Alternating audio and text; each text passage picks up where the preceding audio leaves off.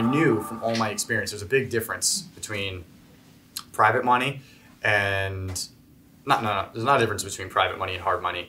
There is a difference between the types of companies you go in front of to see. So you have, what you're gonna run into are small private investors, maybe somebody that's got, I don't know, they've been flipping for 20 years, they got $1 million saved and they wanna try this lending thing out. It's cool, there's a few of them around, good to know them. They're gonna typically be your less experienced and polished lenders. So they might be a little bit more flexible to work with you because they don't have a lot of deal flow. They don't really have processes set out, but where you're gonna run into trouble with that type of lender is usually gonna be at the closing table when they get cold feet or throw some crazy curveball their attorney said they should do because they're scared, and if they tap into that $1 million, they don't know what to do. Like, so it's good to have those lenders. It's good to have that relationship. It's actually good to have a relationship with all the kinds of lenders I'm gonna go through, but there's a huge difference in our world between them. So you have that particular type, and they're gonna be known more in the private money. You're gonna call them private money, soft money. It doesn't really matter what you call it. We're all the same. It's just non-bank money is what that is. So it has its pluses, has its minuses. I've gotten plenty of calls in the past that goes, hey, my private lender I've been working with got really weird cold feet on this deal. He's tapped out, he only has $500,000 to his name, whatever, can you close tomorrow? Sure, I can do that. Then you kind of run into guys like me and Ryan and hard money bankers where the questions you need to ask or understand with the lender you're dealing with is where do they source their capital from? So we're in a weird niche. We're in a specific niche that I don't really know anybody else like us because we do the volume of the people that source their money from banks, but we don't source our money from banks. It's actual private capital. There's a huge difference when you're coming in for that money between private capital.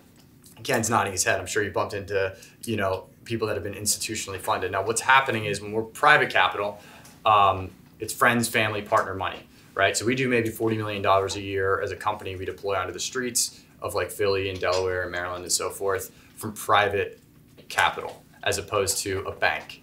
Now, it's okay. Both have their space that makes sense. Where you're gonna find our money tends to make sense is speed and ease, right? So you wanna move fast. Like actually that's Ryan. Ryan was involved in it. I was like, hey, Ryan, I got a call Wednesday afternoon, needs to close Thursday morning. Okay, close it. I can do that because I don't need to go to a bank. I don't need to take your W-2, your tax information and all that, and then bring it in-house and then submit it to a bank. And then hopefully the bank likes it, come back out to you and go, hey, we can close your deal in 2.5 weeks, but waiting for an appraisal. Like, it doesn't work for hard money. You came to hard money for speed and ease. So with us, because of all the experience that I've had, I in terms of wholesaling and property management, I know my markets and I know deals so well in terms of a real deal. I'm actually concerned with the deal versus really you as a borrower. Like, I don't ever ask for your W-2s or tax returns.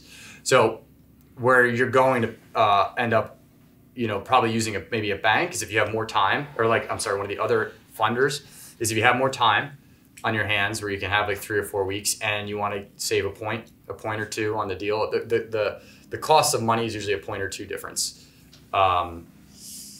It's just a different animal, even though you think you're walking into the same door. So depending on what your needs are as a company or as an investor, you really need to determine what kind of lender you want to work with. And it's okay to just ask the question, where do you source your money? A lot of times, if they can't answer that right away, like I just answered that, it means you're probably not talking to the person making the decisions. You got to consider that. Because there's other hoops you have to draw. You're giving it to somebody at the front desk who's giving it to somebody else who's then being underwritten by a bank.